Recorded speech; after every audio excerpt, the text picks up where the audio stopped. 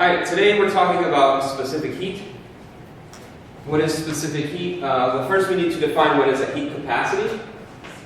Heat capacity is the amount of thermal energy you'll need to raise the temperature of an object by 1 degree Celsius.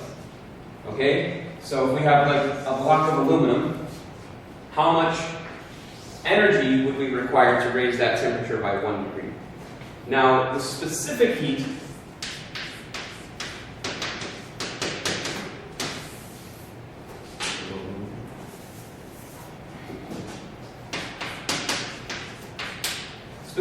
capacity is how much thermal energy is required to change 1 gram of that material by 1 degree Celsius.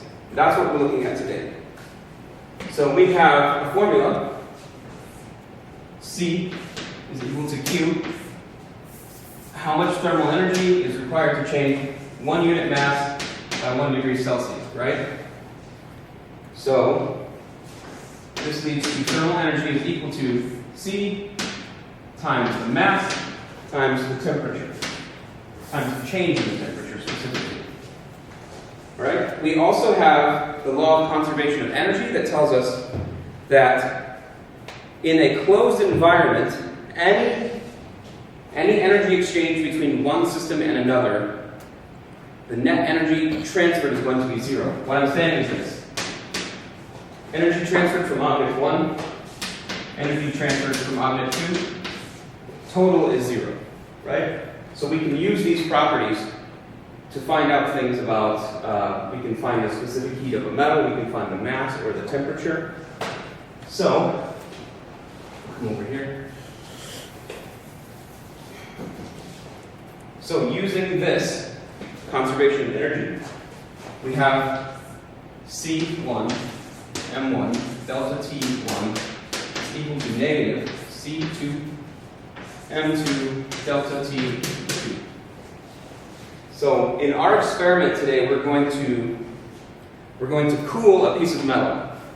We're going to place that metal into room temperature water, and we're going to watch the temperature change over time. When we place it into this calorimeter, it's actually a closed environment. So now we can use our law of conservation of energy. We should see from thermodynamics, we know that heat flows from hot to cold. So if the water is room temperature, it's warmer than the metal temperature, right? Which is going to be close to 0 degrees Celsius. So what we would expect to see overall, we're going to be measuring the temperature of the water, right? So it's going to stay here, and it's going to go down, and then it's going to come back up a little bit and equalize when we reach a thermal equilibrium. Okay? So this is the expectation. We'll see once we do the experiment if that's true. I should note that, as I mentioned, we're going to use these properties to solve for things about the system, right? We might want to know what is the mass of the metal, or what is the specific heat of the metal, or maybe even what is the final or initial temperature. We can use this to figure those things out. So, in some problems we're actually given a volume, or maybe we're even asked to find a volume of water. The point is, water or any liquid, we have, if you're told it's 1 kilogram, it's going to be equal to 1 liter, right? If you're told that it's 1 gram, it's going to be equal to 1 milliliter. This is important. You'll need this for some problems. Okay? Also, it's worth noting that when you see specific heat, it's not always in the same units. So we're going to start out today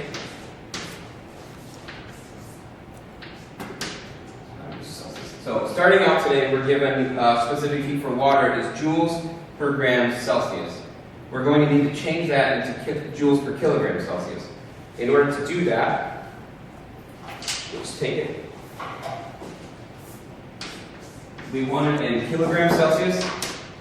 That's equal to grams times 10 to the negative 3 Celsius. It's equal to joules times 10 to the third over grams Celsius.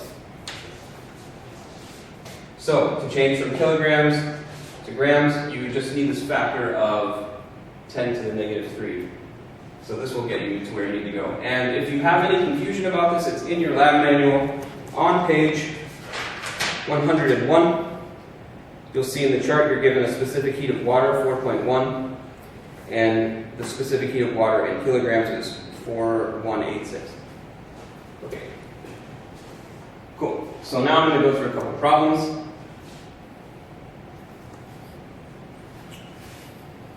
First, I'll just talk a little bit about the experiment again and the problem that we're trying to solve with this. So, we are trying to find what is the material of the metal that we're placing in the water. Right? Okay, so we can measure the mass of the metal. We can know what the mass of the water is because we're going to measure the volume of the water, and we can do the translation just like I showed you. So we're given a volume of water, which translates to mass of water. And we know the specific heat of water. That's a standard value. In this case, it's 4.18. But I'm just going to write down the general variables right now. We're going to measure the initial temperature, the room temperature of the water, then we're going to, after equilibrium, measure the temperature again. So we know what the final and initial temperature are. Now, we know the mass of the metal. We're looking for what is the metal. We can use specific heat to find that property, right? And now, we're going to know what is the initial temperature of the metal and the final temperature of the metal. The final temperature of the metal and the water are going to be the same because we place them into the calorimeter and we stir the water until they reach equilibrium. So, this is the thing we want, C sub m. So doing just a little bit of solving.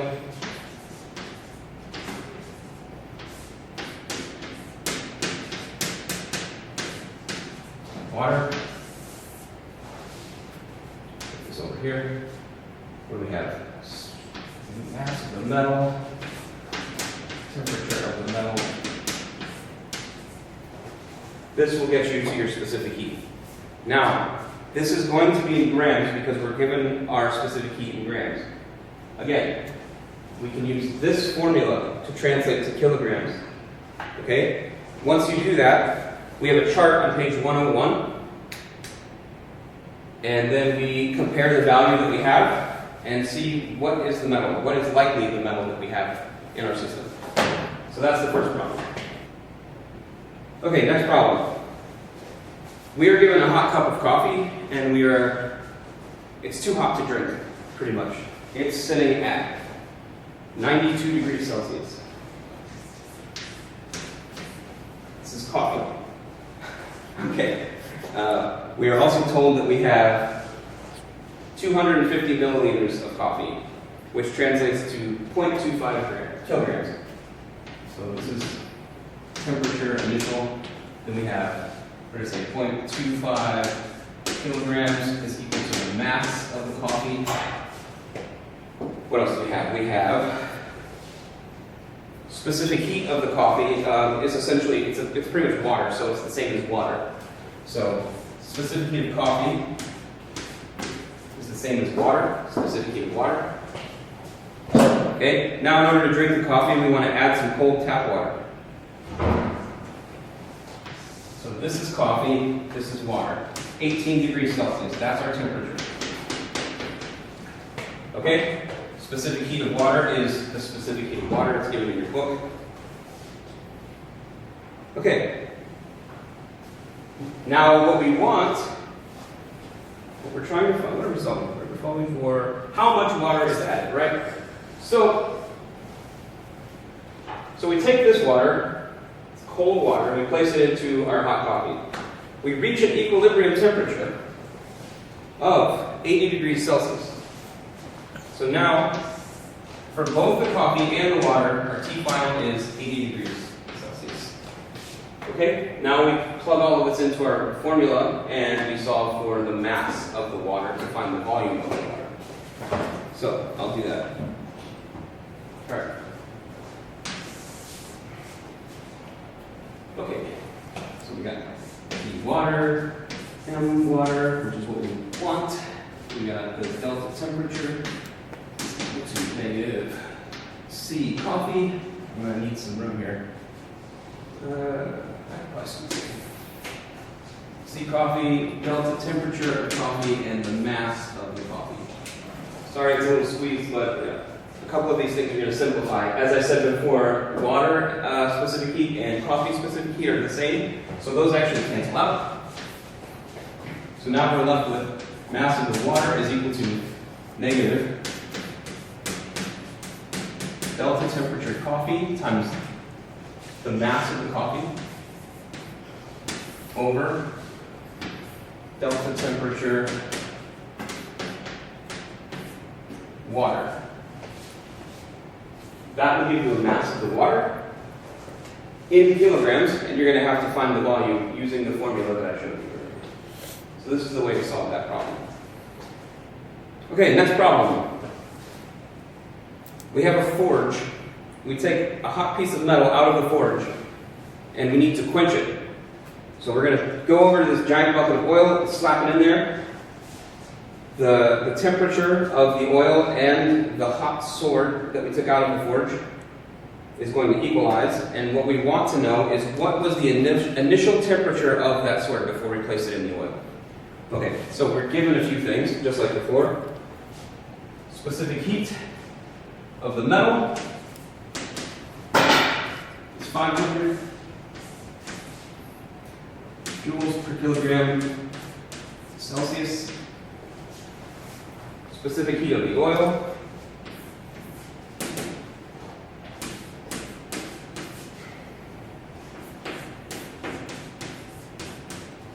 Celsius, and then let's see. We'll just call it piece of metal. We don't know if it's a sword or not. I just like to say it's a sword. So we have, we'll call it, this mass of the metal is going to be 72 kilograms. The mass of the oil is 840 kilograms. Okay? We know that the initial temperature of the oil, we'll call it delta T oil, is equal to, we know that the equalization temperature is 56 degrees Celsius, so we'll just say TF minus, I'll plug it, it's fine, 56 degrees Celsius minus 32 degrees. This is the initial temperature of the oil. So we have our equilibrium temperature and our initial temperature of the oil. What we want is what is the initial temperature of the piece of metal, right? So we can plug all of this into our formula and solve.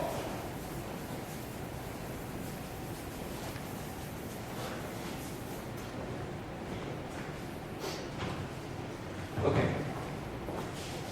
All right, we want initial temperature. So we've got, starting here, Cm, mm, delta Tm equals negative CO, MO, I'll call it delta TO, right? We want something that's in here. There are two terms in this one term, so we have to unpack that. But first, I'm going to say delta Tm negative CO MO delta TO over specific heat of the metal, mass of the metal. Now, in here we have T final minus T initial. This is for the metal. I'm not giving myself a yeah. T final minus T initial is equal to negative CO MO delta TO So we want this term here, initial temperature of the metal. Okay, so we need to take this TF to the other side. Final temperature of the metal, as before, is going to be the same as the final temperature of the oil, because we place these two things into a system and it reached equilibrium. So this is our final temperature for both of them. So now we have all of this minus TF. So negative TI is equal to all of this. Everything is negative. We can just take that negative sign out. And there's our answer.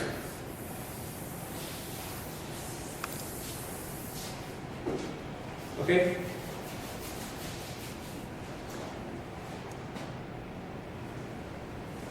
So I think there is one problem in the manual that you may end up with on your quiz, where it gives you mass of the water, it gives you initial temperature of water and iron.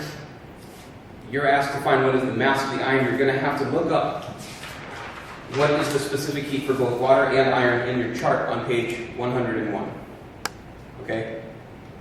Make sure your units are consistent. If you have a mass in kilograms, make sure you're using joules per kilogram Celsius.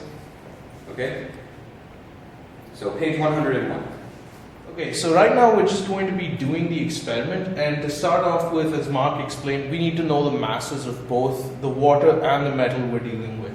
So after recording the mass of the metal, we have it at 85.5 grams, and the mass of the water is 150 grams, which means 150 milliliters of water was added. So now we need to know what our initial temperatures are. So let's try measuring the temperature of the water in the calorimeter. Okay, this is supposed to be room temperature water. So we're going to take our temperature probe here, put it in, and hit record. So right now we're getting about 22 degrees Celsius, and it seems to be dropping. So we want to wait for it to equalize at a point. So it's still dropping, and it should land somewhere around 21 degrees Celsius.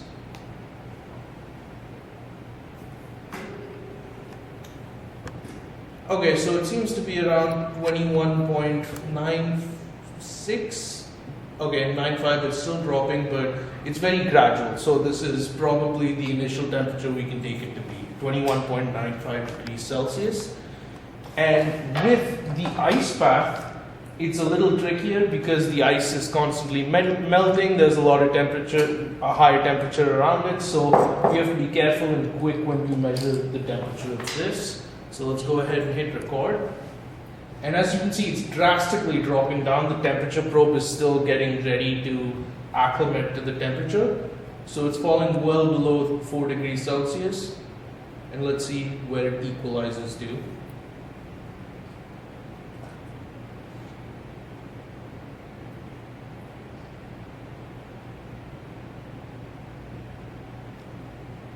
Okay, now the drop seems to have slowed down to around 3.15 maybe, or 3.21. Okay, so it seems to have stopped off at 3.21 degrees Celsius. So our initial temperature for the water is 21.95, and our initial temperature for the ice bath is 3.21. Now what we're going to do is, I'm going to go ahead and dry the temperature probe so it acclimates again to the water. So we're going to put it back in the room temperature water and hit record. As you can see, it's going to be around the 21.95 degree mark. So let's wait till it equalizes. So you can see the data points are starting to form, and now it's starting to plateau off here. And once we get a stable enough plateau, that's when we add our mass to the water. So it seems to be gapping off around there, and I'm going to go ahead and dry this off so there's no extra water being added. And I'm going to add the cold metal and use the mixer on the calorimeter to get it to equalize. And now, as you can see, when I added in the cold metal, there's a sudden drop in temperature, so mixing should make it easier to see the drop.